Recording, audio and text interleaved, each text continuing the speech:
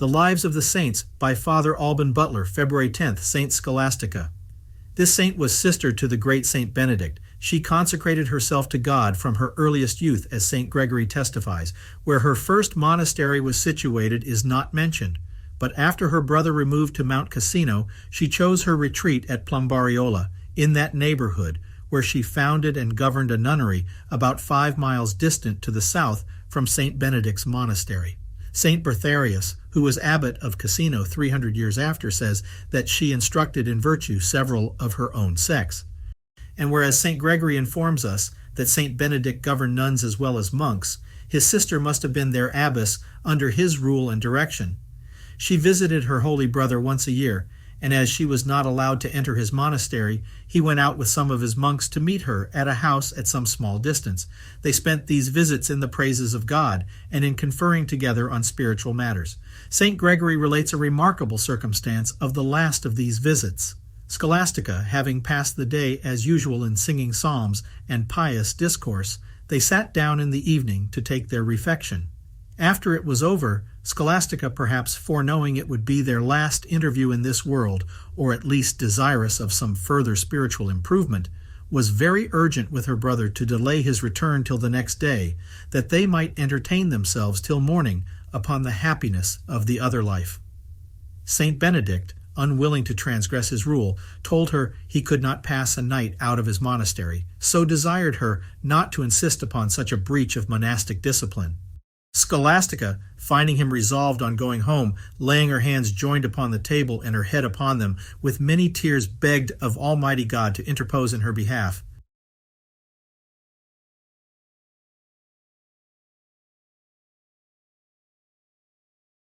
Her prayer was scarce ended, when there happened such a storm of rain, thunder, and lightning, that neither Saint Benedict nor any of his companions could set a foot out of doors. He complained to his sister, saying, "God forgive you, sister. What have you done?" She answered, "I asked you a favor, and you refused it me. I asked it of Almighty God, and he has granted it me."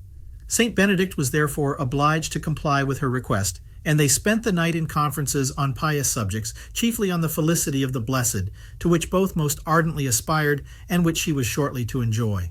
The next morning they parted, and 3 days after Saint Scholastica died in her solitude.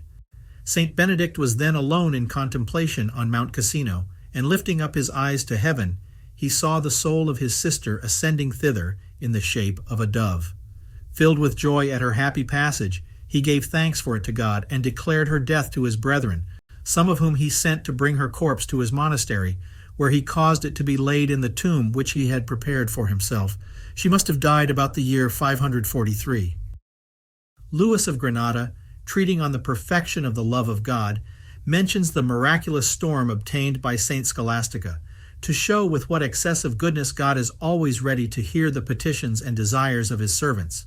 This pious soul must have received strong pledges and most sensible tokens of his love, seeing she depended on receiving so readily what she asked of him. No child could address himself with so great confidence to his most tender parent. The love which God bears us, and his readiness to succor and comfort us, if we humbly confess and lay before him our wants, infinitely surpasses all that can be found in creatures. Nor can we be surprised that he so easily heard the prayer of this holy Virgin, since at the command of Joshua he stopped the heavens, God obeying the voice of man. He hears the most secret desires of those that fear and love him, and does their will. If he sometimes seem deaf to their cries, it is to grant their main desire by doing what is most expedient for them, as St. Augustine frequently observes. The short prayer by which Saint Scholastica gained this remarkable victory over her brother, who was one of the greatest saints on earth, was doubtless no more than a single act of her pure desires, which she continually turned towards and fixed on her beloved. It was enough for her to cast her eye interiorly upon him with whom she was closely and inseparably united in mind and affections, to move him so suddenly to change the course of the elements in order to satisfy her pious desire.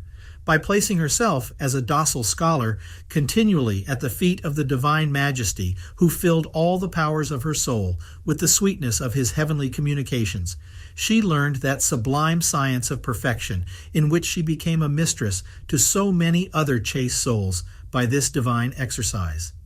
Her life in her retirement to that happy moment which closed her mortal pilgrimage was a continued uniform contemplation by which all her powers were united to and transformed into God.